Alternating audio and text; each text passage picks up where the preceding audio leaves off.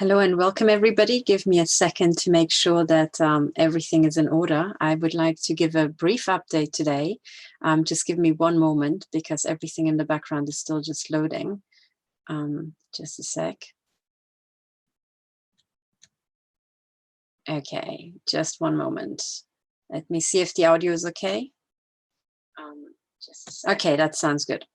So today I'm coming online very briefly, and it's really just to give a single commentary, and it is on the London Bridge attack. I have been holding back on giving any sort of commentary on these sorts of attacks around the world for two reasons. Number one, I don't have time, and I think we all know what's going on. And number two, there's a YouTube policy whereby if you say that people didn't come to harm in an event, in a terrorist event, you will be struck off. So, you know, your video will be struck off for sure, but also your entire channel will be shut down, and you know the drill. And we can probably all guess why there would be special conditions in the YouTube terms for exactly this sort of thing. Okay, but today a gentleman from the UK, to whom I'm very grateful, has sent me a video clip that the BBC has published today, not that long ago. I think it was published about an hour or so ago. At least the article was. Maybe the video clip is around for a lot longer than that. And I would like to step through and analyze exactly that, okay, this particular video. Now, the one thing that you will not hear me say today is a particular word. Hang on just a second. I'm still setting up in the background, making sure that everybody can see that I've gone online. Just a moment. Okay, so the one particular word that nobody will see me say today is this particular word here. Okay, so at no point today will you hear me say this, because exactly that is not allowed to be uttered by YouTube, right? Which seems to have gone into one particular direction that seems to benefit the organized crime cartel, right? It's almost like they're in deep capture ever since they were bought by Google, which itself was set up by the CIA, which in itself was set up by the Nazi Reinhard Gehlen, who also, by the way, set up the BND, who, you know, seemed to be, you know, an Operation Paperclip Nazi, who in turn were, you know, transported across to the US by the Jesuit Red Lines, you know, who in turn are governed by the Vatican crime cartel. So you can just about guess where this is coming from, okay, when you're not allowed to say this. So when I say, I think we all know what this is, you will, in your mind, put those words in there, okay? So I can tell you that this London Bridge attack thingy seems to be that thing. Yeah, okay. And I will show you why. Okay, so number one, note a couple of things about it. This is the Guardian of the cartel. Oh, I'm so sorry. The Guardian reporting about this on Saturday, the 21st of December, 2019, which in my time zone is today. Okay, so they put out this article about 3 hours ago or 2 hours ago. And so it says man tells of using narwhal tusk during London Bridge attack. Okay. But, you know, we all know what this is. Okay. So let's not waste any time reading the details, because that's going to be a fantastic waste of our time.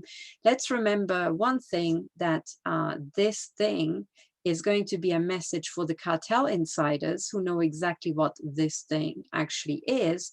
And they will be most likely thugs, prostitutes, and psychopaths. So they will not be ninning around carefully reading some pissing Guardian article. Okay, so they will go for pictures and for videos. So let's all just go for pictures and videos. Okay, so the first thing that hits you in this image, and it seems that we can blow it up. I hope you guys can see this too.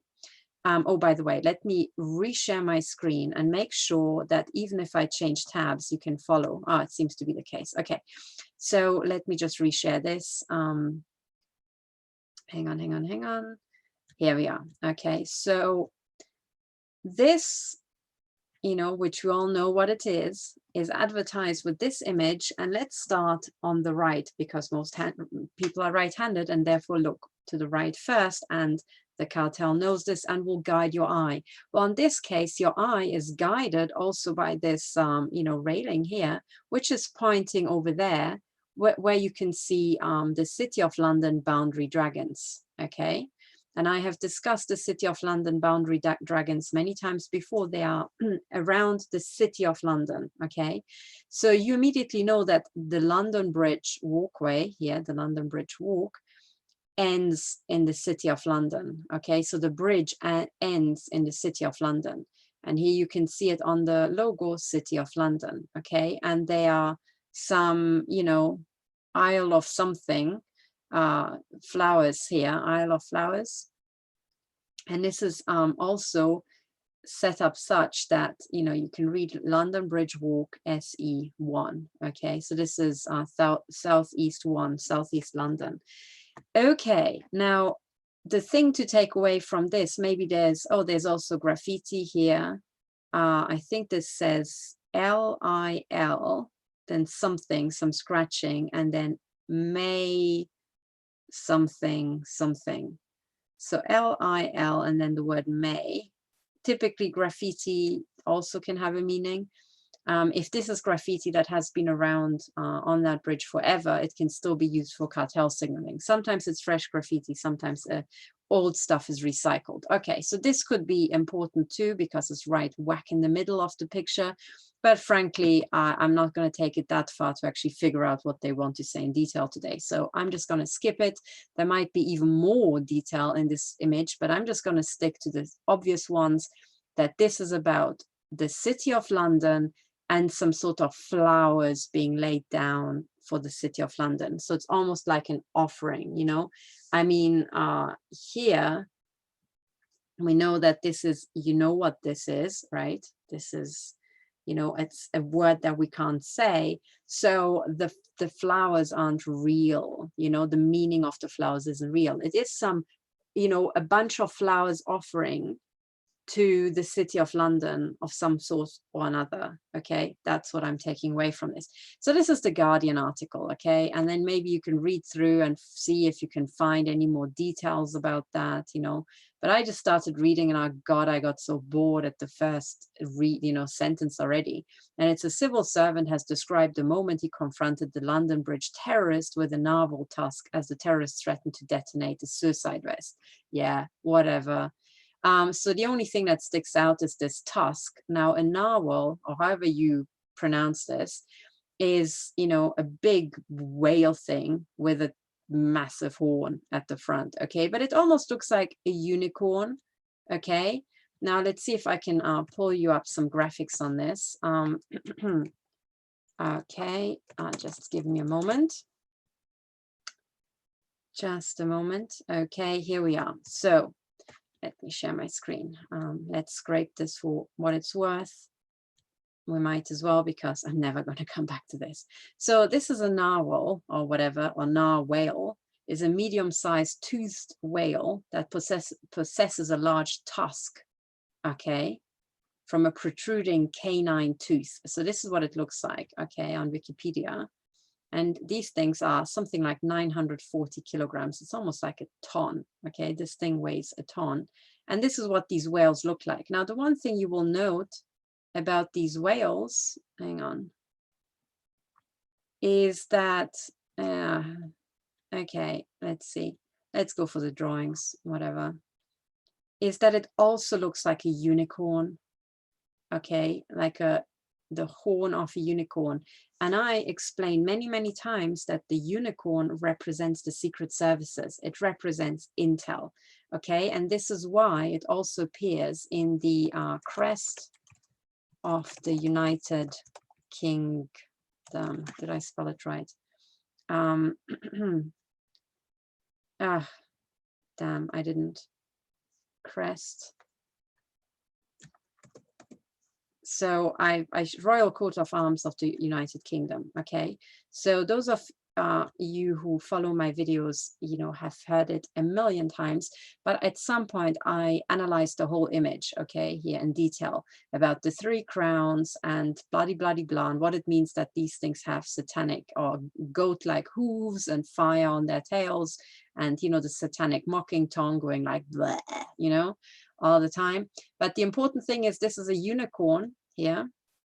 Okay, so you can see this prominent horn here, okay, and given that there are no unicorns in reality, a narwhal or narwhal tusk is the closest you will get to unicorn.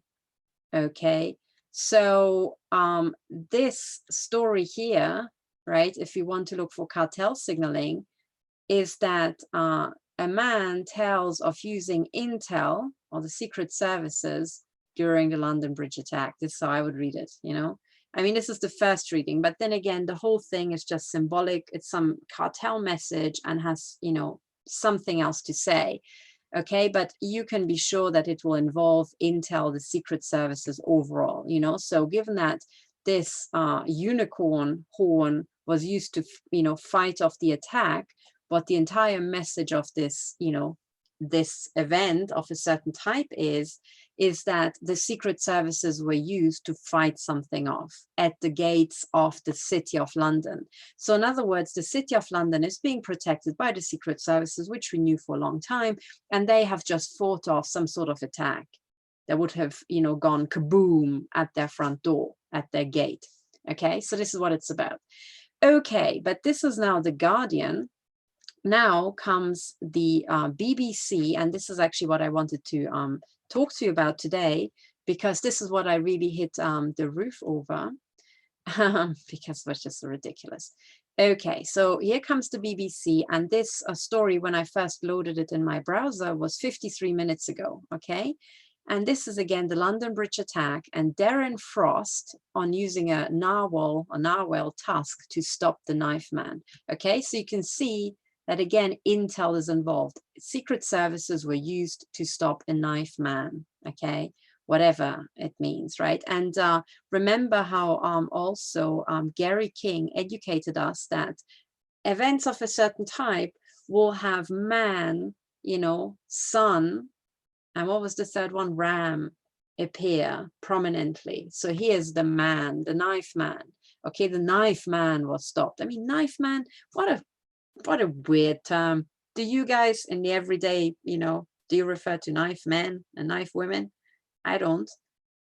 If there's a stabbing, you don't say, oh yeah, and the knife man did this. So, you know, this is again, you know, Project Mockingbird, right? You know what that is, Operation Mockingbird, using certain terms to pass a message that are otherwise odd, right? But there we are. Okay, so we already know what this is about, and I'm not going to bore you with the details, okay? But let's have a look at the video, because remember that, you know, thugs and prostitutes and psychopaths don't really have much patience. They don't really give a shit. So they're not going to read the text. So let's skip that as well here. And let's just watch this, okay? And I'm going to give you, you know, snippets, because I can't show you too much. Otherwise, you know, the BBC will give me a strike or whatever the hell they might do. But basically, I want you to, okay, I'm just going to give you a few more seconds. Okay. And that's it. And there's the, you know, person being fought off, blah, blah, blah, blah. And then I reach 20 seconds and I'm going to stop. Okay. So what I want you to do is go to this article, right, on the BBC website, and then you can go through step by step and see if you agree with what I'm saying, okay? So we have already, you know, an Intel Secret Service reference. We have, you know, the keyword for a certain type of attacks. We've got the City of London involved, and so on and so on. So you can tell that this, whatever is going to be shown here, will be a message, okay? It will be not what it's portrayed to be, and we can go through why it's quite obviously not what it portrays to be. But let's already start off from the beginning knowing it's going to be a message. So what could the message possibly be? Now, what I experienced, or what I've uncovered watching Hollywood movies, which, as you know, will be filled with cartel signaling, because the cartel owns the Hollywood movies, because they make them so much money, right? What I learned from the Hollywood movies is that you know, 90 minutes or even longer, 2 hours is far too long for the patience of a psychopath. So the key message will be in the first few frames. Okay, so everything that somebody needs to take away from that film typically is in the opening sequence, and that's that. Okay, and then there's some, you know, filling in the story, but pretty much the beginning says it all, what it's overall, what it's about. It's announcing, you know, who it's from and what it's about and blah. Okay, so what you see here, right, is the double pillars. Okay, and you can also tell that the image is slightly has this kind of black and white hue, right? But it's the double pillars. So it's the Freemasons. So it's a message from the Freemasons as far as I can tell. And this building, when you look it up, I will show you where it is in London.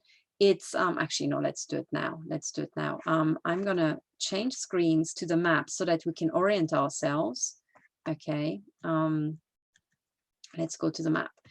So here we are. Okay, so this supposed London Bridge attack, which we know what it really is, happened on London Bridge, okay, which is here. This down here, for those of you who are not familiar with London, is Tower Bridge, okay? That's the famous Tower Bridge, the suspension bridge, you know, that's very iconic. And then this is the Tower of London, you know, the big old jail. And then this is London Bridge. And where does London Bridge lead? It leads to a monument, right? The monument to the Great Fire of London, right? Another Masonic event where the Masons in the year 666, you know, 1666, so 666, they had to have a big satanic, you know, ritual. They burnt down half the old London. And that was all part of the City of London. So you can see London Bridge leads you straight to the City of London, and the City of London has 3 points, you know, a triangle that defines it: the monument to the Great Fire, right? The Bank of England, and then Mansion House. Okay, and I think Mansion House is their you know, kind of town hall, if I remember correctly, Mansion House here. Okay, so this is the triangle. There you have the triangle, the all-seeing eye, you know, right here, City of London. Okay, but this Tower Bridge leads right onto it. Okay, so there are 2 bridges that lead to this triangle, one and the other, and it's almost like the double pillars of Freemasonry, you know. But anyway, so the London Bridge leads straight to this monument, and you know, it's also leading straight to the City of London. So you can tell that this has got something to do with the City of London, okay, big time. So our attention has to be on the City of London. And then this building that you saw, okay, was this building here. And I will change to satellite now. This building, okay, hang on, and I'll zoom in a bit more in a moment. But what's here is the Fishmongers Hall, okay, fishmongers. And this video that you're gonna see was filmed right here. Okay, on the other side, there's this Brian, you know, whatever, it looks like a law firm, you know, it's like one guy, another guy, and a Jewish guy, you know. Yeah, this is from a film, this is from a Hollywood film, you know. But anyway, so, you know, there's some legal firm, okay, whatever, but this is the Fishmongers Hall. You know, well, I can say something about fish and fishing. It's code in the cartel. Fishing and hunting is code for kind of hunting for young girls and young boys, you know, and fishing is kind of hunting for young girls. But anyway, that aside, so it's the fishmongers, you know, bunch of pervs, all right. And so we're in this area here, but this is the boundary of the City of London. And I think the boundary dragons are either here or they're on the other side. I can't remember, but I think they should be here somewhere, probably, you know, somewhere here, whatever, or maybe the city boundaries start there. But this is the crossing into the boundary, and an attack was apparently going to be here. It was going to be a suicide vest. So there was going to be a big attack that has something to do with the abuse of young women that was going to blow up the City of London, and then the secret services were used to fight that off. This is what I'm taking away from this little story, okay? And these are the elements that it consists of: the Fishmongers Hall, right? The road into the city of London. There was an attack here and was fought off with this narwhal tusk. Yeah, as if you would have that handy, right? As it just so happens that there's a suicide bomber. Yeah, right. Okay. So that's the general area. Now let's watch the video again with this in mind. Okay. Hang on, let me share my screen. Sorry, let me just do a check if I'm still online, because I'm just expecting all sorts of sabotage. Okay. No, it looks okay. So let's get on to the video now. Hang on, share screen. There. Okay, so the BBC, otherwise known as MI7, I believe, has brought us this message, or rather not us, but them, okay?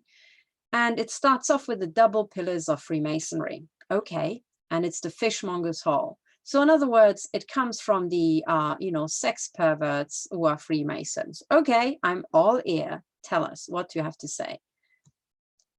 Now, this is the moment that members of the public fought this off. Okay, what's the next prominent thing that you saw here as you're scanning? The next prominent thing that you see is this no turning sign, okay?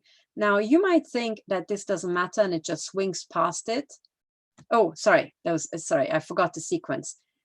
Sorry, let's go step by step. So you will see the double pillars of Freemasonry, and then this very experienced cameraman zooms in on something there. Oops, what did it say? It said embassy on the car. Did you see it? Embassy.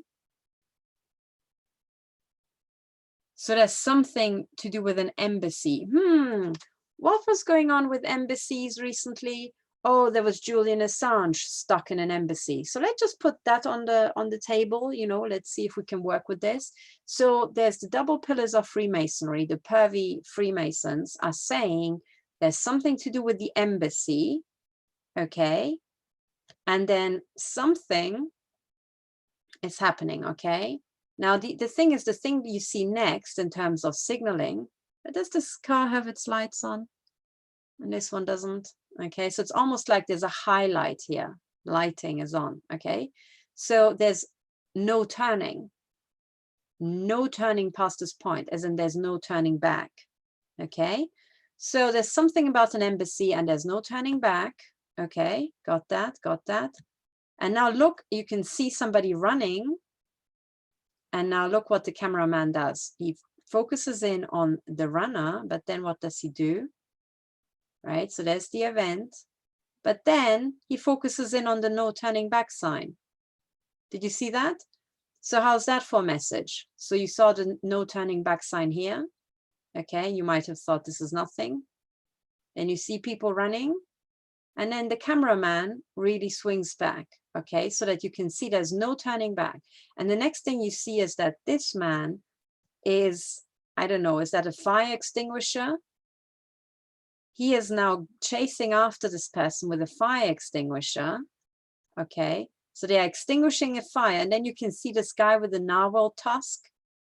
Okay, and I'm sorry, I'm looking at this, and either these are the campest men on the planet, right, having, I don't know what, a gay foam party, or else I cannot explain the sort of body movement. This is not men actually fighting an attacker, because there's just too much movement in their muscles. Look carefully. Look at this jogging. Ooh, jogging, not really running.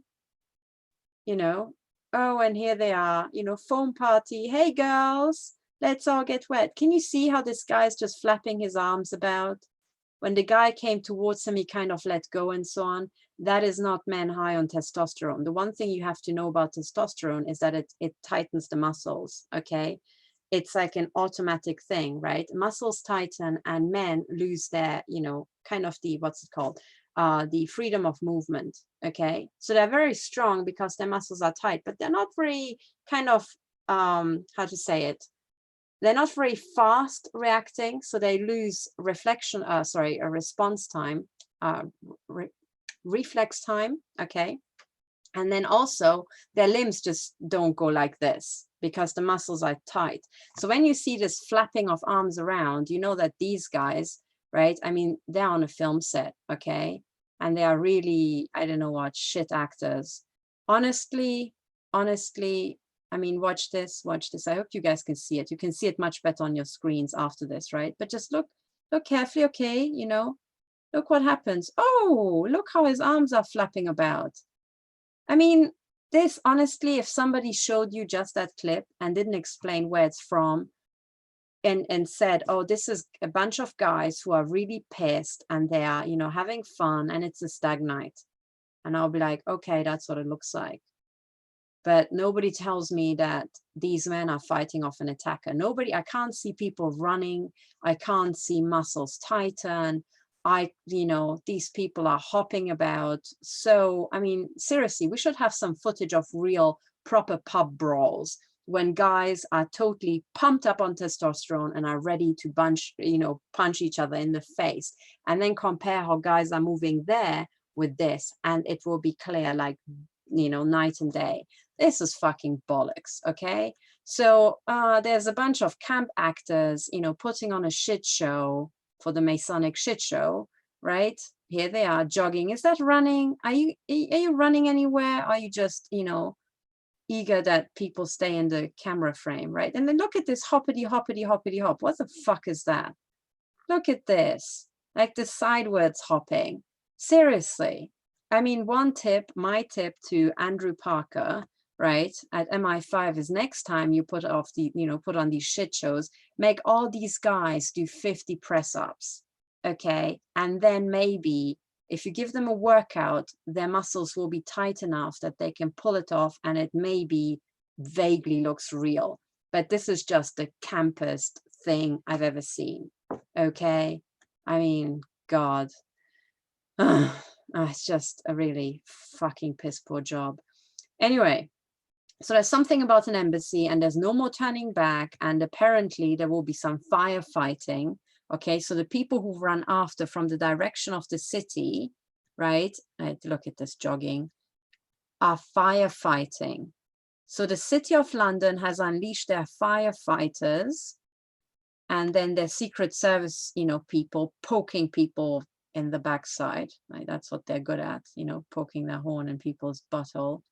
That I can certainly confirm. That's what the evidence says. And then there's some other people. Now look at how these people are jogging along. Okay, so there's a lot of water. People, watch out that you don't slip up.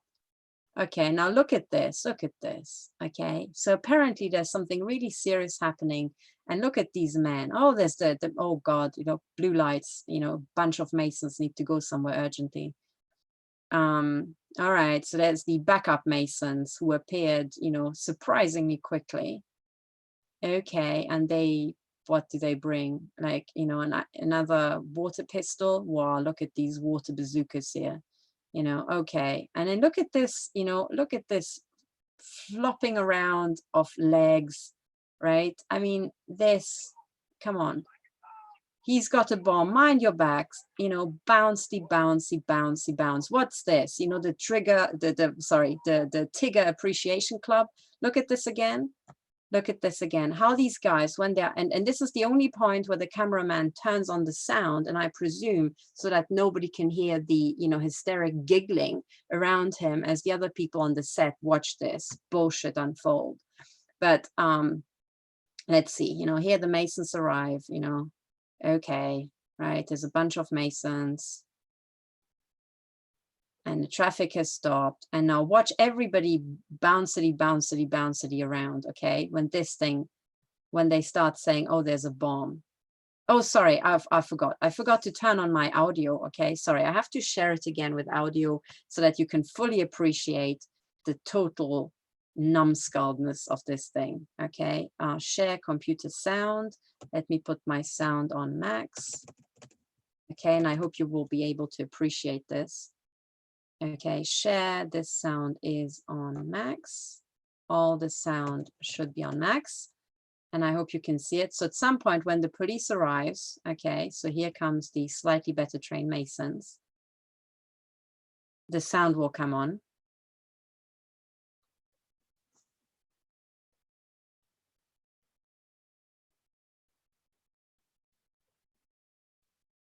There's the police, in inverted commas.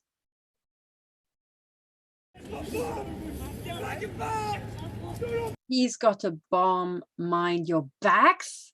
Like he's got a bomb, you mind your whole fucking body if you're standing next to it. Mind your backs. What? So, okay, so the Masons say he's got a bomb. So whoever tried to attack the city of London had a bomb. What sort of bomb could that have been? Maybe bombshell evidence. And for this reason, the Masons, the pervy Masons, have to mind their backs, watch their backs. That's the only way it makes any sense. If this guy is a police officer and he sees somebody with a suicide vest, presumably, one question is how the fuck would he know? But then, you know, let's assume, right? And he thinks, shit, this is a bomb. Would he say, mind your backs? Or would he say, get the fuck out of here? Like, go, go, go, right? Mind your backs. Okay, so we're getting somewhere. There's something about an embassy and there's no turning back, and somebody had bombshell evidence, and all the pervy Masons need to mind their backs. Okay, I think that's what we're on about. Now, what could have possibly been going on? You know, something to do with, you know, fishmongers, as in pervy people trafficking women predominantly for change, you know.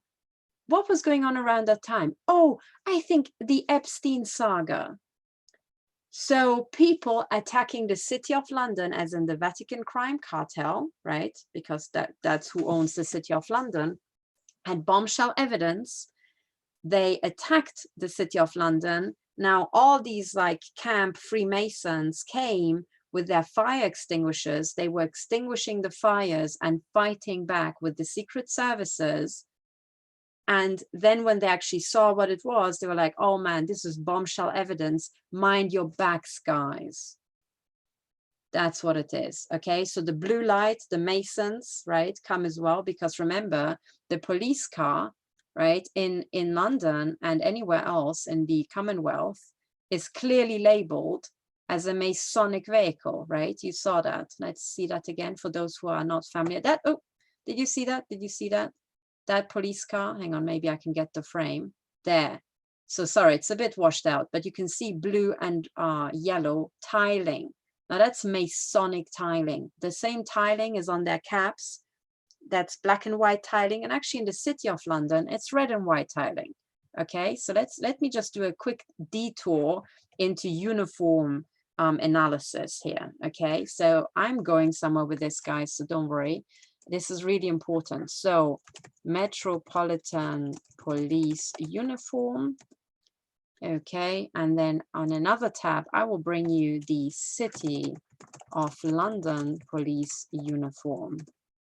Let's see if I can show you something that will teach you something for life. Okay. Loading. Give me a second. Okay, now let's go to images, and here it is what I wanted you to see. Okay, so Metropolitan Police. Okay, here we are. Now, images, and let me share my screen. So the first will be what a standard Metropolitan Police officer looks like. Okay, so here we are. This, ladies and gentlemen, is the average, you know, Metropolitan Police officer. And you will see, maybe you will see it in this one even better. Okay, you can see Masonic tiling on their cap, black and white everywhere. And you will see it on the Chicago Police. You will see it on the New South Wales Police in Australia. And the question is, what is, and by the way, yes, and if you look at this one, what you will see instead is octagon, an octagon with the Crown Corporation on top. So octagon, that's the Knights Templar headquartered in Switzerland, right? According to the to Sean Ross, the historian. So that's one version of this, right? So with octagon and the Crown Corporation, and the other version is with the Crown Corporation and the Masonic tiling.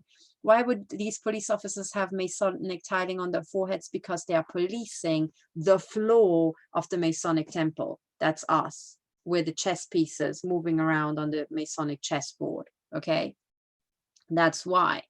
Now, this pattern, right, is also on their police cars. Okay, it's exactly the same pattern. And what it is, it's the crime cartel clearly labeling, right? So let's see, Metropolitan Police car, clearly labeling all their stuff as, you know, Masonic. That is their stuff. So the police car that you saw is this one. Okay, like this. And then you can see a single row of tiling, and sometimes they'll have several rows of tiling, you know, depending on how much fits on the car. There, I mean, this is Masonic tiling. Okay, it's the checkerboard, right? Masonic police. So when you see them zooming around with blue lights, it's the Masonic people, you know, the Masons going somewhere urgently. So this is the Metropolitan Police. So they've got Masonic tiling in blue and yellow, and then on their uniform they have black and white. Okay, now the City of London has its own police force, right? And the way you can tell if that you're in the City of London is if you look at these police officers, and suddenly it's not black and white tiling anymore, it's red and white. Why is it red and white? Because it's the City of London. So it's not just any old Masons now anymore.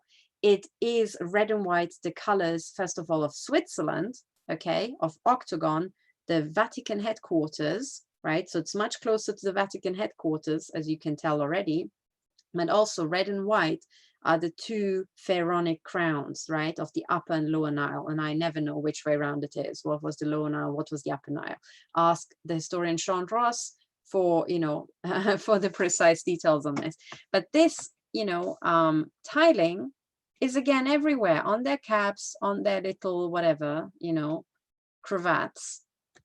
And here we are, you know, red and white. City of London Special Police and the Queen's Police, which is only Masonic, has no rights within the City of London. In fact, the Queen herself has no rights within the City of London. When she visits the City of London, she stops at the big, scary boundary dragon in the Strand and gets picked up by the bodyguards of the Guildhall, you know, of the Vatican troops, basically. Okay, so red and white, you know, Masonic tiling. Now let's get back to this BBC video, this MI7 video on these, you know, on that event, the name of which I shouldn't say, with all these algorithms scanning my videos. Here we are. Okay, so what I said is that you see, you know, the Masons have to go somewhere urgently. You see Masonic tiling, and then these Masons turn up. Okay, there they are. And then here's the foam party, you know, the camp foam party still going. And then at some point, you know, oops, I again forgot to share with sound. Let's just hear this again, because then it continues. Sorry, I'm being a bit clumsy today. So share with computer sound, okay. And then, you know, the City of London Masons come, they hop over the barrier, and then they say,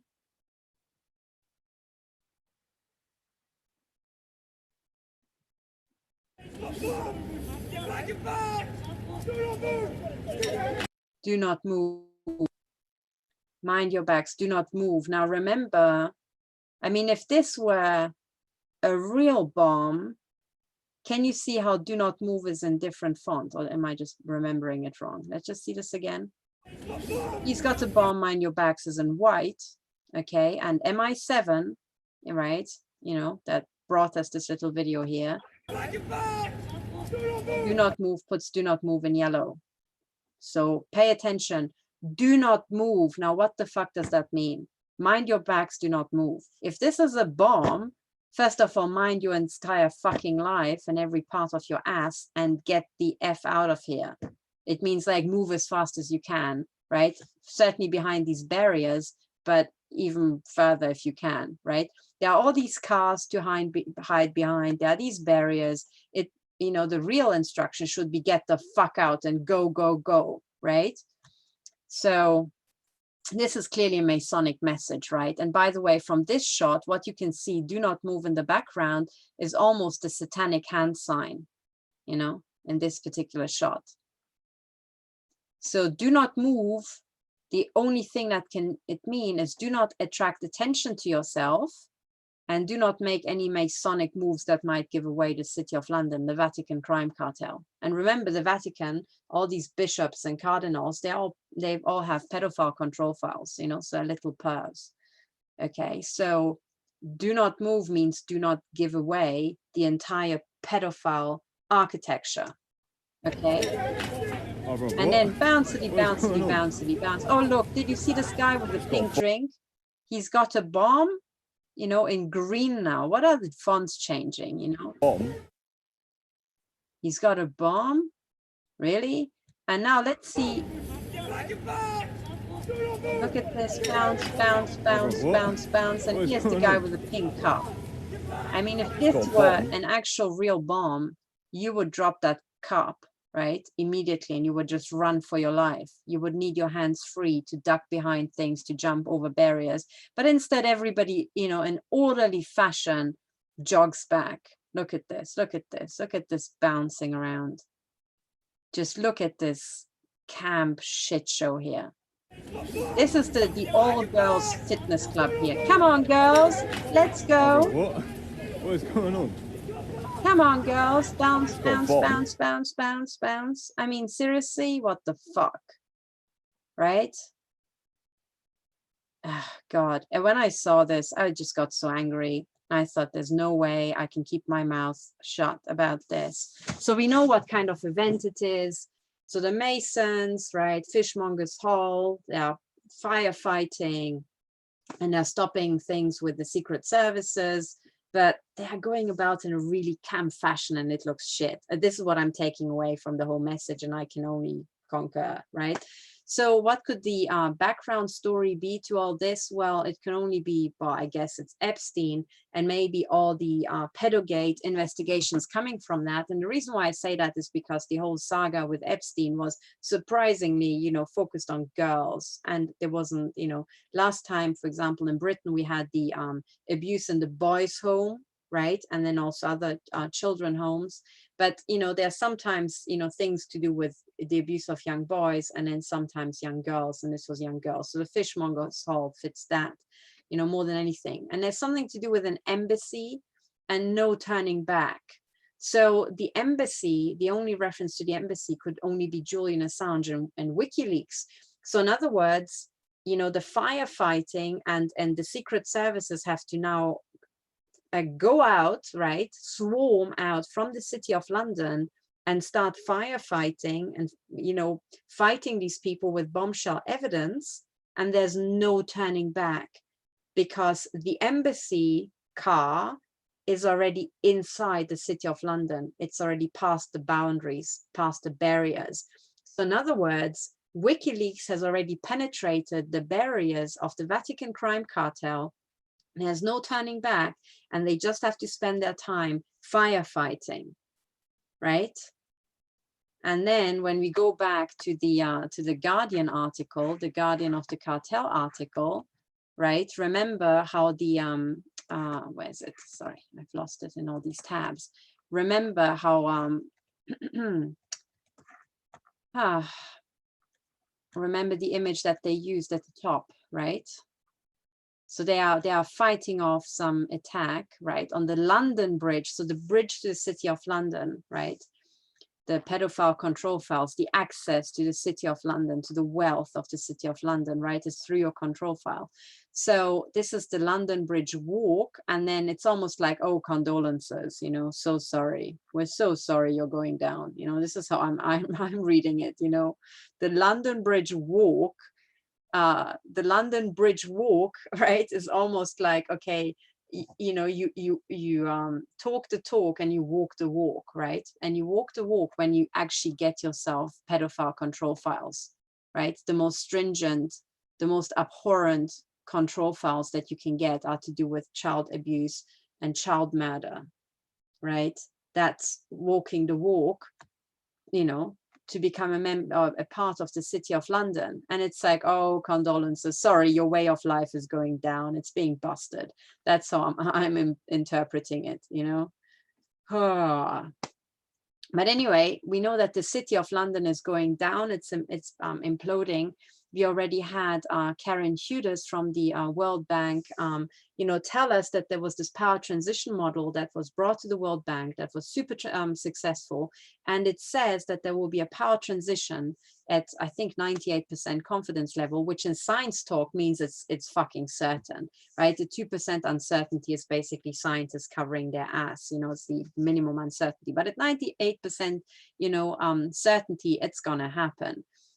So the City of London is going to lose its power, and all these power structures are going to lose their power, and it will crumble down to another set of players, right? But this crumbling down will be quite cataclysmic. And the reason why it will be cataclysmic is because we are dealing with nonlinear systems. A nonlinear system means that a small disturbance can go viral and go bam, So a nonlinear system is, for example, a nuclear explosion, right? At one moment you're fine, a microsecond later you're dead and the entire city is dead. Now that's nonlinear, right? But the same thing applies to the City of London. At one moment they're all fine, the next moment the City of London is dead, right? How can the City of London be dead? Well, that's if all trustees of the City of London pots of money pull out their money at the same time, because they know that the main structure is collapsing. So everybody would be pulling out their money and taking it to safety.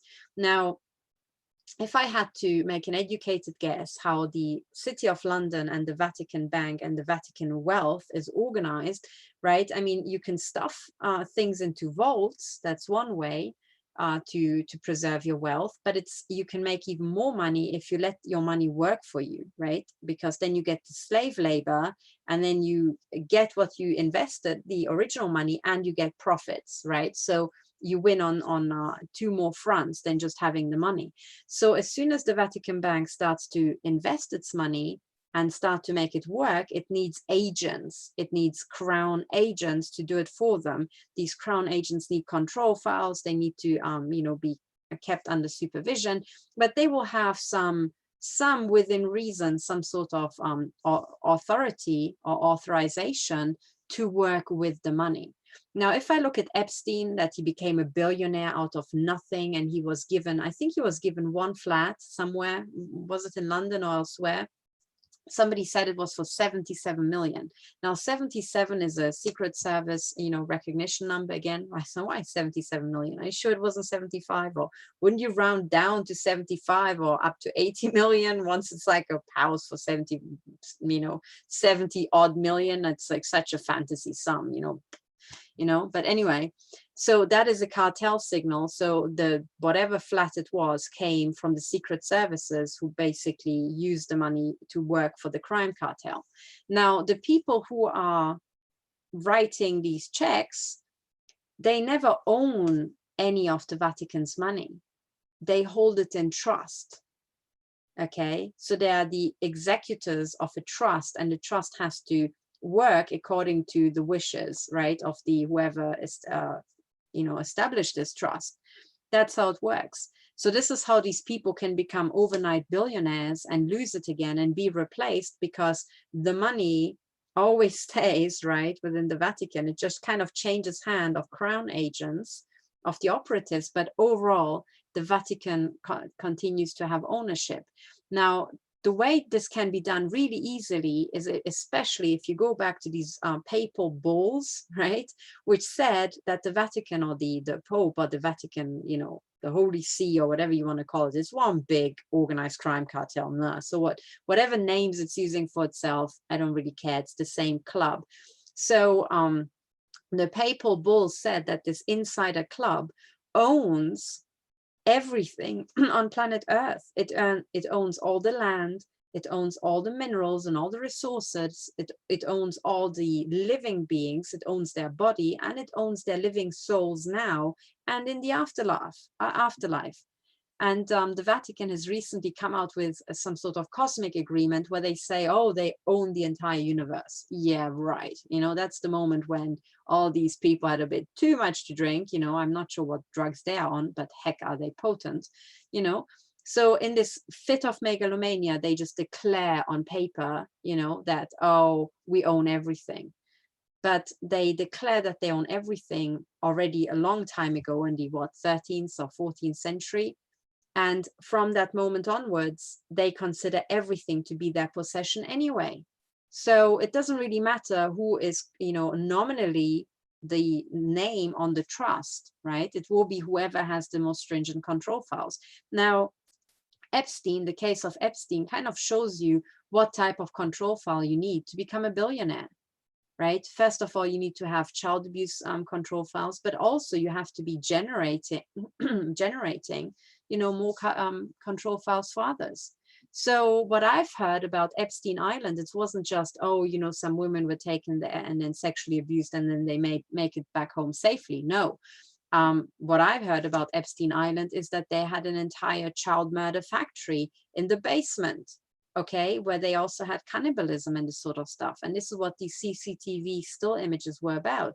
It showed people on one of these floors basically dissecting, you know, human beings' bodies and taking out their innards and having cannibalistic feasts, you know. That's what it was about. It was about ritualistic murder of people there and ritualistic murder of children and cannibalism and this sort of shit. So that's the sort of control files that you would have at the billionaires level. Now, Epstein is not alone. So what you can do is in reverse, go through all the billionaires and think, I wonder what their control file is. It has to be something on par with Epstein, right? Because the higher up you go, the more money and wealth and recognition you get. So what could it be? Okay, it has to be something of that order of magnitude. So that's how the Masons and the Vatican crime cartels work, ladies and gentlemen. So now that we know, we can turn the whole thing around and say, okay, so who are the billionaires in our society? Okay, it's these guys. Now, what could they possibly have done to become billionaires and stay billionaires when the Vatican owns all the money and all the resources and everything, all the property everywhere in the world? Okay, think about that. And right, that's what all this is about. So anyway, sorry, I got off on a tangent. I'm just trying to color in the background story to all this. So how did I get onto this?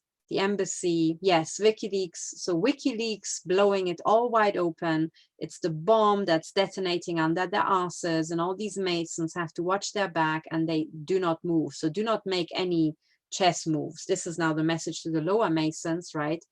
I don't know what it could mean. Don't have any, I don't know, you know how they refresh their control files at regular intervals. I'm not sure what the frequency is. I think it could be once per month, maybe, or maybe every 2 weeks, or maybe even every week, or maybe every occasion they have to generate some sort of, you know, omerta, some vow of silence over some deal or over some action. But do not move, do not make any big moves. Means if you're not making moves, you don't have to sign, kind of, you don't have to generate this vow of silence over the move you're making. So you will not have any child sacrifice sessions, right? That's something that it could mean. So they are detonating these bombs, therefore do not move, right? Watch your backs. That's how I'm taking this. And if I'm right, we can again, right, now that we know the end, the solution, we can go back how we got here and look at the people who are involved in sending this message. Okay, so let's go back to the evidence material, and we can immediately say that this was the guardian of the cartel, right? So this guy, Robert Booth, does he know what's going on? Robert Booth, is he involved? Is the editor of the Guardian of the Cartel involved? Do they know? Are they Masons who are generating control files for themselves, right? But this is just the Guardian article, right? That's kind of like a tangent. It could be just, oh, incidental reporting. You have to read the article itself and see if there's any more detailed cartel signaling. But one of the things that is dead certain, right, is that whoever wrote this article, and look, there's no name, it just comes from the BBC, right? It's handed down by God. It's not written by anybody, right? And also, by the way, I think there was a massive Cambridge link in all this, right? Oh yes, here, Cambridge University graduate Saskia Jones, 23, and Jack Merritt, right, 25, were stabbed to death in the attack. Jack Merritt, you know. So this could be, you know, I mean, these are young people, and given what sort of event it is, I'm not allowed to say what has or hasn't happened to them, right? I'm literally not allowed to say that by YouTube, so I shall not comment, but you probably can guess. But if it should, you know, if it would go the way I kind of expect it goes, these people would be the children of intel agents, and they would be reassigned. They will get new identities going on to, it's basically their graduation piece. Okay, so their previous identity, which was known at this facility, this Masonic facility, which is just like my alma mater, you know, Oxford University, right? Their IDs would be extinguished, and these, you know, rather photogenic looking people would be reinvented as something else for the crime cartel, right?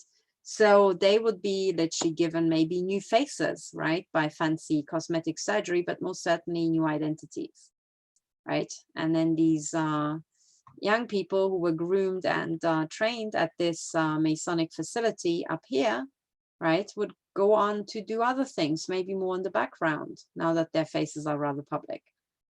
Okay, so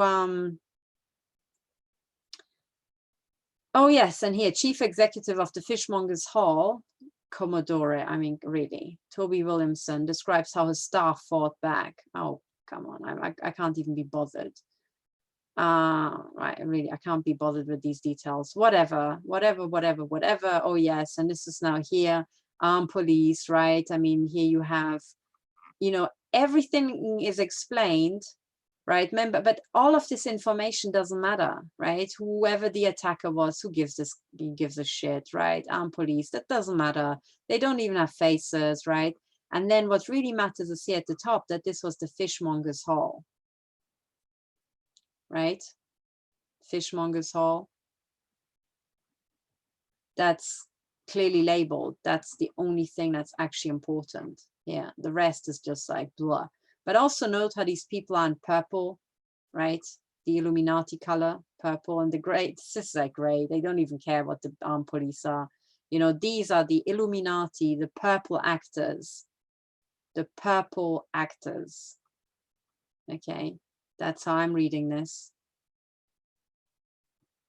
Now, one of the things that we can certainly say in all this, right, is, okay, he's another photogenic guy who was part of the, you know, this stage scene here. But one of the things that we can for sure say is whoever filmed this is involved, because remember how the sequence was really nice. You see the Masonic double pillars, you see the embassy, right? And then you see the no turning back sign. And then in case you'd missed that, right, the no turning back sign is brought to your attention again, right? And then you see all this, like, you know, the camp foam party unfold where everybody's bouncing around, blah, blah, blah, blah. Okay. I mean, oh God, I just look at this. Just watch it. Just watch it. And keep in mind that, you know, if I told you, look, this is a bunch of people on a stag night, they were drinking all night long, which is why you can still see them in daylight, you know, here they are, there's the Masons coming, and the Masons are, oh no, there's another stag night, oh God, blah, blah, blah, blah, blah, blah, you know, look at how these people are moving. There's just no, look, everybody's so relaxed. Look at this ambling. And also the people right at the scene, they're just so mobile. Hey, look, everybody's bouncing around. Look, this guy. Oh, gosh. Look at this. Look at this. Like, everybody's leaning in. He's got a bomb. Mind your backs. Bouncity, bouncity, bounce. Like, you would not be bouncing up and down like this, right?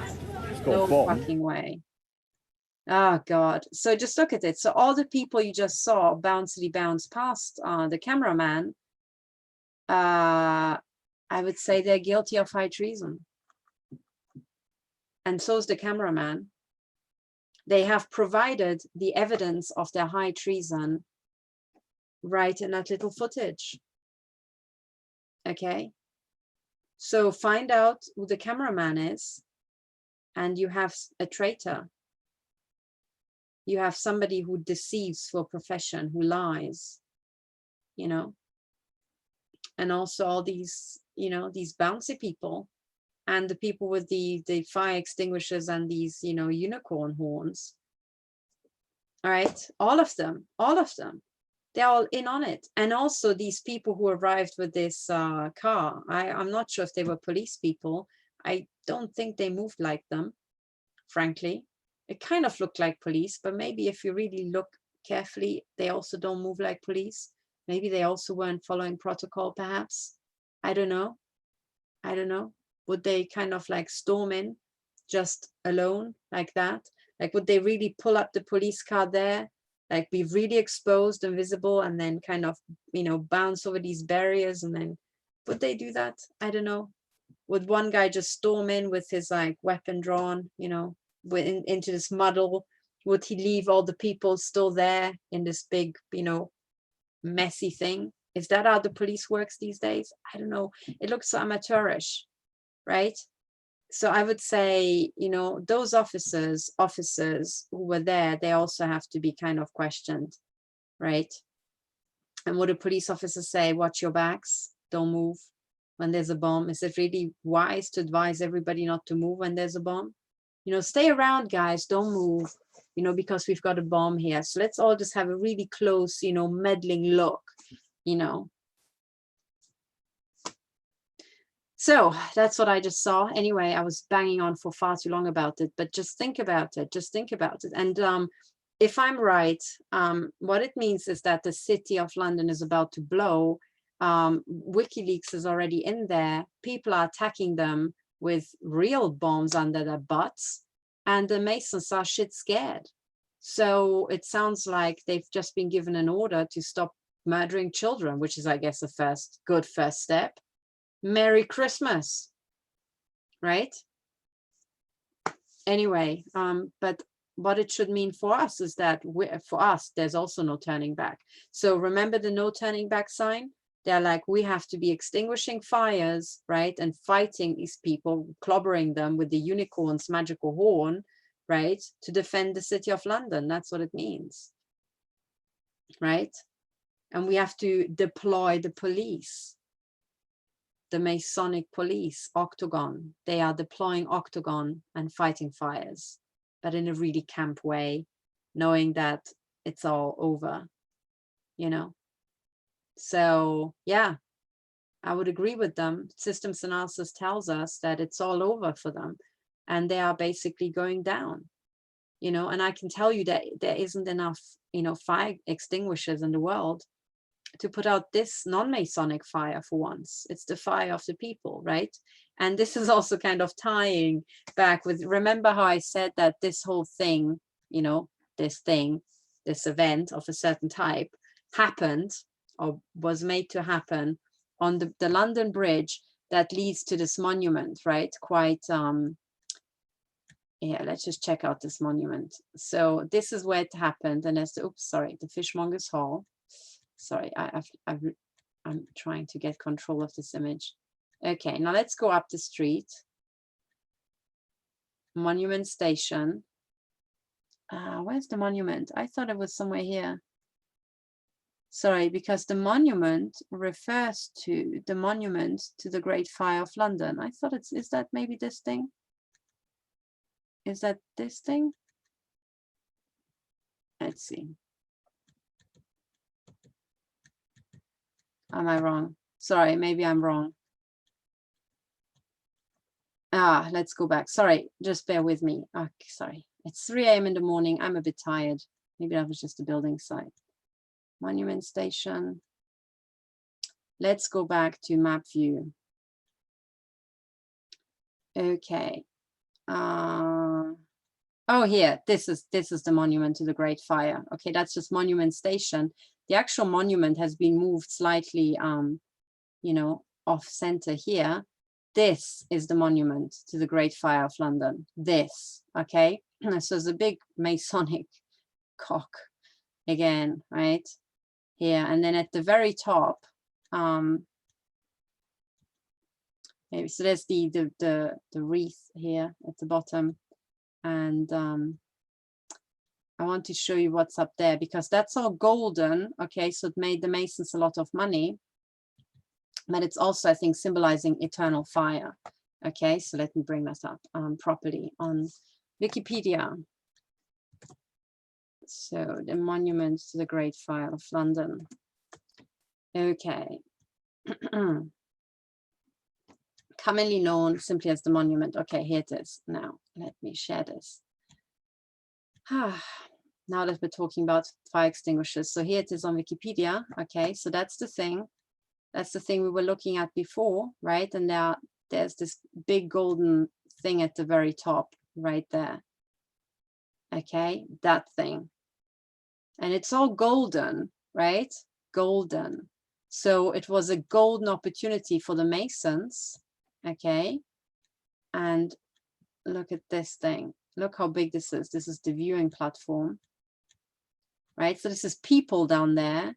And then as you go higher, this, ladies and gentlemen, is a sacrificial urn.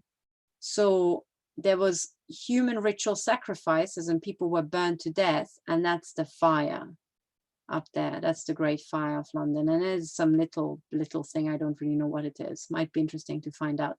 But out of the Great Fire came something, you know, and all this great fire was one big golden sacrifice. So satanic ritual sacrifice in 1666. That's what we have here, okay? And remember that it was in 1717 that the Illuminati were founded and funded by the Rothschilds to infiltrate the already long existing Masons, right?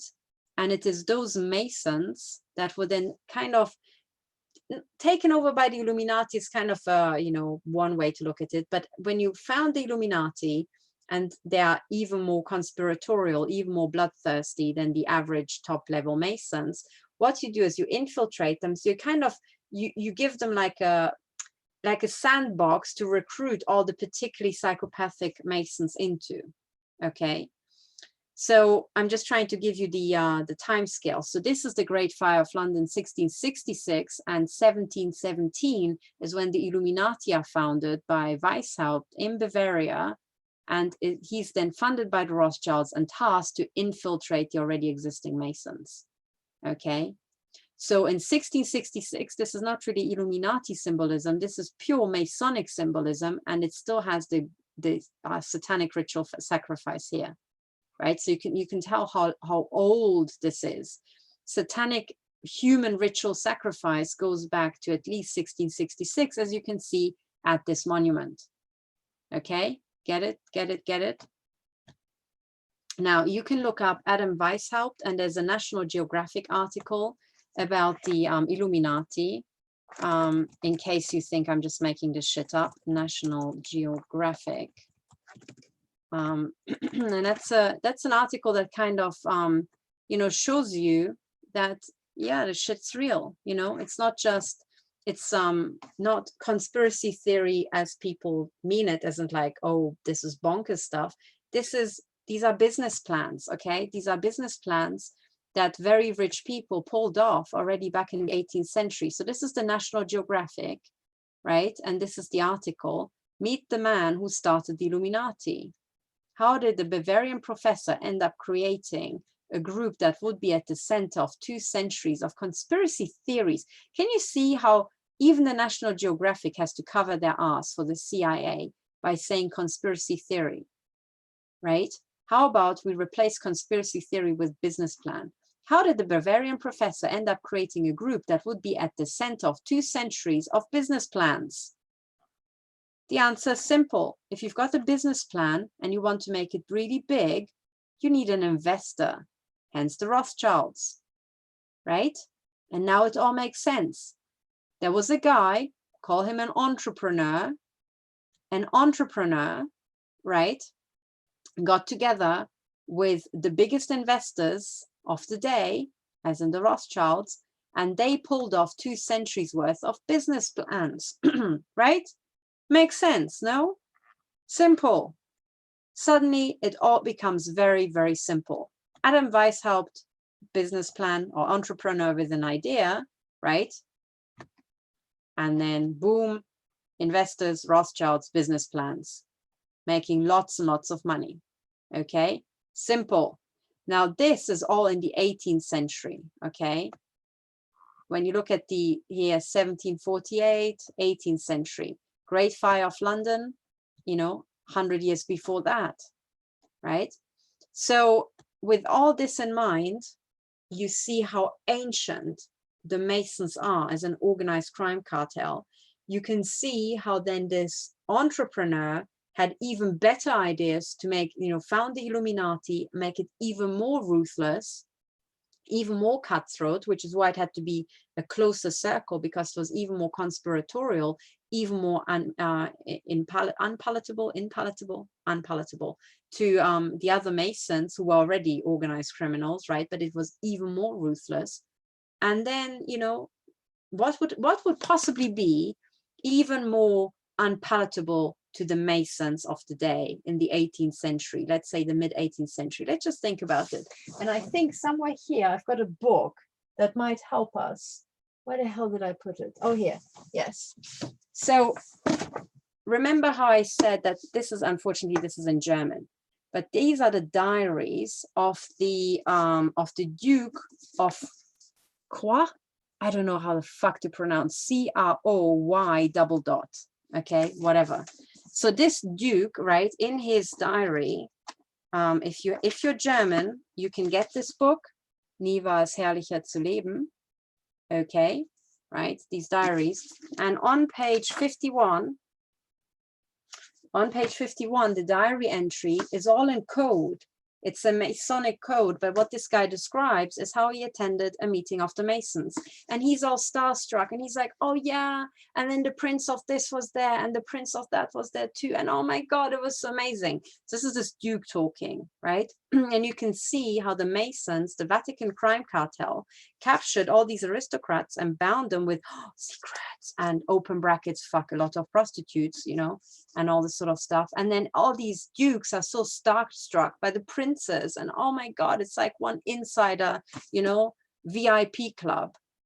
So, right, but the diaries go from 1718 to 1784, right? And then they stop. So what happened then? Well, 5 years later, the French Revolution happened. So the Masons here throughout at the middle of the 18th century were kind of a secret insider VIP club with a lot of, you know, celebrities, probably a lot of alcohol, and for sure a lot of prostitution and sex. Okay, and that's why it was so hip. And this is why the old Duke, when he came home, he wrote his diary in code, because his missus better not find the book, right, and read what it was about. So it's all in code. So this is what it was about. Now, when you have these aristocrats basically boozing, right, and whoring about, okay, it's a lot of fun. But when you actually want to pull off a business plan, you need people who are ruthless and kind of get stuff done, right? Now, these people were super rich. So along comes Adam Weishaupt, this Bavarian professor with a brilliant idea, and the Rothschilds invest in it. So what could the brilliant idea possibly have been? What sort of business plan can you think of when you have a bunch of aristocrats getting blindingly drunk and fucking whores? Now, you could generate business plans as in, oh, control files, but really in the day, a rich guy having prostitutes, you know, was just kind of normal. So they'll be like, yeah, well, you know, so what, right? So you're not getting very far. So what else could you do if it's not just blackmail? Well, you could kill the guys and get all of their money. How about that for business plan, right?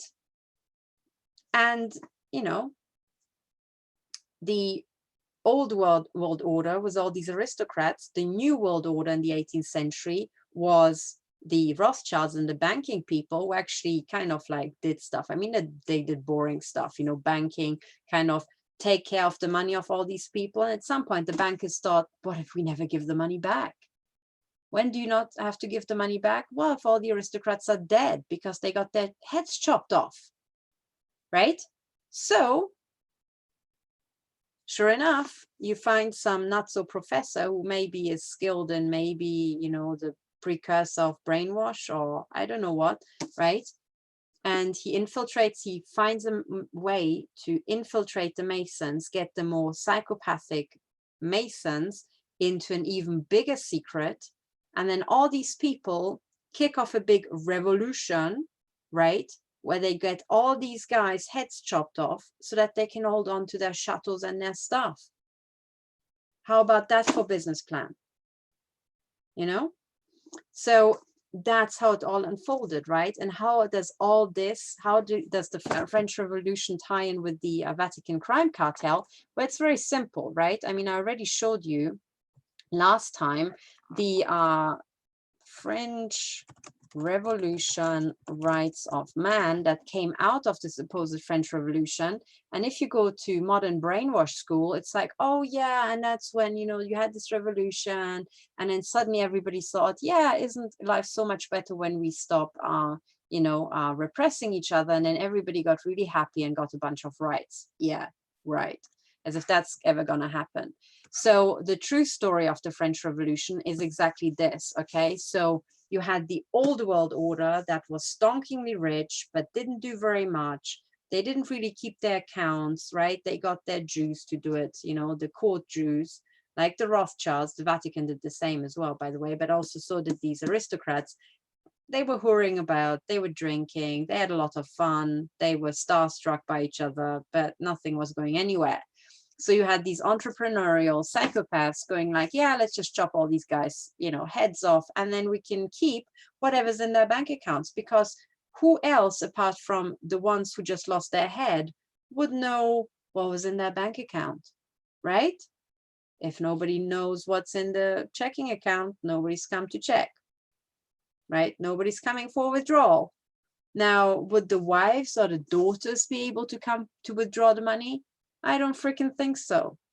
It's just a bunch of women, right? So that was the business plan. So, right, so Adam Weishaupt got together with the Rothschilds, who were the Vatican bankers, right? And then the Vatican basically asset stripped its own. And then we had the French Revolution. And then they had, oh yeah, the Declaration of the Rights of Man. And that was the cover story of giving all these poor people these rights. But then, as I explained to you before, the Declaration of the Rights of Man has the Vatican crime cartels all seeing eye right there. And the angel even says, look, those guys did this, hence the pointing, right? And here's the Vatican crime cartels logo of Eternal Revolution. Okay, so that's how it has always been.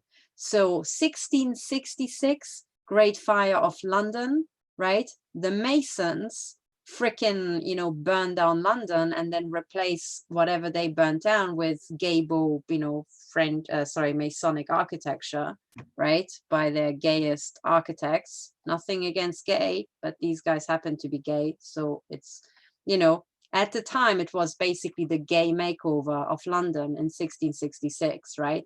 They burned the old stuff and they put in new buildings that had more style, Masonic style, right? That's what happened. Now that's 1666. And then as you fast forward, right, you will end up with, you know, first of all, you will end up with this, right? In the middle of the 17th century, France, super rich, right for picking. And then you have Adam Weishaupt, right? This was the article in the National Geographic, right? You have the founding of the Illuminati, and the Illuminati being financed by the Rothschilds. And then, you know, 1717 is the founding of the Illuminati. 1789 is the French Revolution. All these aristocrats get their head chopped off. Guess what? The Vatican bank keeps the loot, right? That's how it works. Now, what has all this got to do with the London Bridge attack? Well, what it has got to do with it is now the Vatican bank, the Vatican crime cartel, and the city of London itself is under attack. Okay, so what that means is, and this is the power transition model, this big worldwide game theory model, right? Most likely developed by John Nash, who was murdered, so that he doesn't reveal that this whole thing goes down. But So what we have is, we know this thing is collapsing and crumbling, right? And now the City of London is being attacked from all angles. We have, you know, for the first time ever, it's actually being revealed and printed by the pedo press, the pedo press as I call them, that, for example, the cardinals and the bishops are involved in pedophilia. Big deal, right? So they're already going down. That's the old guard. But then still the banking crime cartel people think that they can be the new world order. Well, guess what? The power transition model is exactly that. It's not, the power transition model is not the old world order being replaced by the new world order. The power transition model is both being replaced by a new model thanks to the internet and the exchange of information. Okay, non-linear exchange of information. So we have a phase transition, a much bigger phase transition than the old, you know, Vatican snake biting its own tail, which is what happened all this time. That's what happened in 1666. That's what happened in 1789, in the American Revolution. It was always this kind of Vatican snake biting its own tail. Now, for the first time ever, something else is going to eat up the Vatican snake. So there's some big mongoose attack from outside, right? And it's just going to get ever more ferocious until this Vatican snake dies. But the Vatican snake incorporates the Vatican, but also the banking crime cartel, what's called also in the commercial world, the network of corporate control, the network of global corporate control. Okay. And then in the banking world, it is this banking mega monopoly of the one bank, the Bank of International Settlements in Basel, or rather that's also front for the Vatican Bank, you know, and all these things are being now broken up. By the way, it also includes the one agency, which is the global one world secret service that already incorporates the KGB, now known as the FSB, and MI6, now known as SIS, right? And the OSS, now known as the CIA.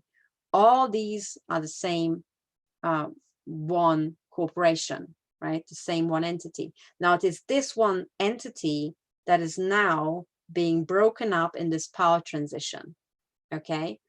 So this is why, okay, going back to the London Bridge attack, why the City of London, representing finance, representing the Vatican, is under attack. But also remember, the people who own the Bank of England are the Rothschilds, right? I also think that the Rothschilds hold it in trust for the Vatican crime cartel, right? But okay, let's not get carried away with, you know, hair splitting, you know, up in the Illuminati triangle, who owns what exactly. It's just one big club. So you've got the black nobility and the Rothschilds and blah, blah, blah, blah, blah.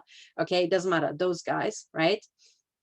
But they are all represented by the City of London, because it's also the financial center of the world. Okay, so an attack, a bomb attack on the City of London is threatening to bust the whole thing open. The Vatican crime cartel, the old world order, if you like, and the banking power, the new world order, right? It's these two things. They are both being attacked. Now, when you see the London Bridge attack, right, and all this, the choreography around it, and how they put out this message to their Masonic perverts to watch their backs and not to move, right, you should take it as a good sign. It's almost like a Christmas present, you know? It's like, hey, they made it public that they really have a bomb under their ass, you know? So what could we do now? When you get this message, what is going to be your New Year's resolution? Are you going to think, oh, it's okay, right? It's all coming down. I don't have to do anything. I can lean back and I can just, you know, watch the whole show, right? Or are you going to think, wow, the world is changing. I need to get involved because these are non-linear systems, non-linear transitions. So my tiny contribution will have a huge effect later on. These are the two things that you can now think about, okay? Are you going to lean back and eat popcorn, or are you going to take this as the opportunity of your life? Because whatever you do now, your effect will be amplified, it will be blown up, and it will leave a lasting mark on the world to come, right? That's my Christmas message in a sense, you know? You have these two choices. I showed you I've now explained everything. I showed you the message that the cartel has put out. I put it into the context of Epstein, of how the whole thing is the Epstein, revelations implicate the the UK royal household, Prince Andrew, but also a million other people. And suddenly you have the London Bridge attack, and this is now the Christmas message from the crime cartel, right? Reinforced, published on the 21st of December on all their platforms, the BBC, MI7 and the Guardian of the cartel, and it's all like, hey, right? Don't move. Watch your backs. So, right now, I hope you understand that 2020 will be extremely important. It will be very important for the crime cartel. It will be for all of them, every aspect of it. It will be very important for the banking crime cartel, for the Secret Service crime cartel, for the Vatican crime cartel. All these people will undergo a massive change that will be much bigger than they would have ever anticipated. Every single area of our life will undergo a massive change. Now, if you could make a Christmas wish, what would it be? Would you wish for, that these changes are for the better or for the worse? Because depending on what you wish, you can decide your strategy, your New Year's resolutions for 2020. If you are wishing for all these systems to be changing for the worse, then don't do anything. Then just lean back, eat popcorn, and enjoy the show and enjoy everything. Our great opportunities go to shits. But if you think, actually, my Christmas wish is for everything to change for the better, well, then your New Year's resolution must be that you will get involved and you will leave your mark in 2020 on the world. And know that no matter how small your contribution is, we are right in the whack middle of a non-linear phase transition, which means the smallest, it's the ultimate, butterfly effect. It's the ultimate, the butterfly, flaps its wings and creates a tornado. That's a non-linear system. So your smallest contribution will have a massive difference later on. And why is that? Well, in real terms, it is because these old institutions are crashing. We are building the new institutions, and whatever you contribute to the building of the new institutions will be inscribed in stone forever after, or at least for a very long time after. And remember how the Masons were stonemasons to start with. They wanted to leave their mark in stone. So for eternity, for posterity. So the equivalent these days, if you want to be, kind of get one up on the Masons, is you leave your mark on the building of modern institutions. This means that you will have a say and you will make your voice be heard in the building of, number one, new financial institutions, right? New governments. How should government accounts be run so that they are not prone to deep capture by criminals, as we've seen it? You can leave your mark on the generation of new secret services, of new intelligence agencies that, in my view, must never again be secret. They have to be, by definition, if you want to have, security for the population, right? National security for the real population, it has to be 100% open. There's no other way to protect an entire nation, right? So the intelligence agencies will be rebuilt. Absolutely every area. Hospitals will be rebuilt. At the moment, I can tell you that hospitals are infected by the secret services and they are being used for human experimentation. Going to hospital is one of the most dangerous places where you can go. So, just after prisons, maybe, and care homes. But, because they've got all the equipment to kill you right there, right? So hospitals will be redesigned, the healthcare system, our economies will be redesigned, our currency systems, our financial systems, our political systems, our media. So the question for you is, where do you want to get involved? Where do you have interest and enthusiasm? Or where are you really fed up that it's so shit and you think you can do it better? Okay, so That's what you need to know, guys. 2020 will be one of the most important years of your lives, and my life, you know? So where do you really want to leave a lasting mark that will shape the edifice of humanity forever after? You know, do you wish for the better or do you wish for the worse? And if you wish for the better, where can you really contribute improvement? So this is why I'm saying, wherever you guys are out there, you guys who are listening, don't be disheartened. If you're a victim, hold out. 2020 means big change. And you can make a huge difference, okay? 2020, the system begins to move with high speed. The system's already moving. We're already having an impact. But in 2020, the system will really start moving with ever accelerated speed. And what I can see is the next 5 years, it will get faster and faster and faster and faster to the point of absolute breakneck speed. And after 5, I guess this is how I estimate the system. After about 5 years, we're kind of slowing back down again and settling into a new thing. I think overall the transition will roughly take about 10 years, 5 years of acceleration and 5 years of deceleration, setting into the new system, thereabouts. I think it takes about a decade to rebuild our systems. And of course, it will have a long tail after, right? But the overall phase transition seems to be 2020. So, you know, this Christmas, really, hang out with your loved ones. If you don't have loved ones, that's the year to get some, right? Get some. Find people who need love like you do, who are alone like you are.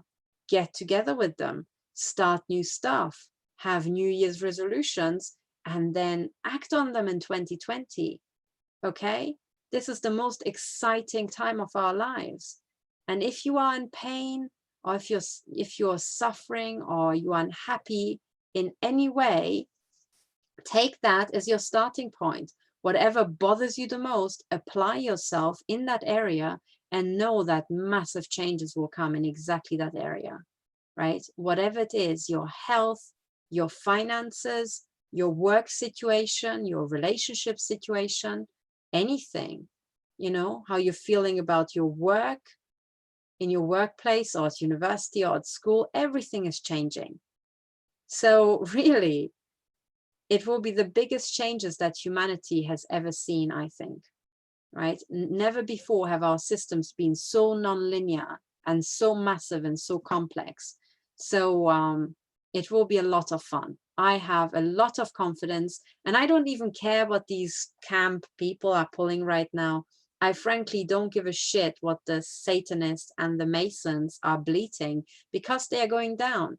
And the best mathematician, right, of several generations has said so. So I'm going with the mathematicians. Like anytime I'm with the mathematicians, that's what I learned as a physicist, right? When the mathematicians say, you know, I think it's like this, I'm like, okay, I'm with you, you know. So there we are. And I think this is the greatest gift that John Nash has given us. I'm pretty sure it was him, right?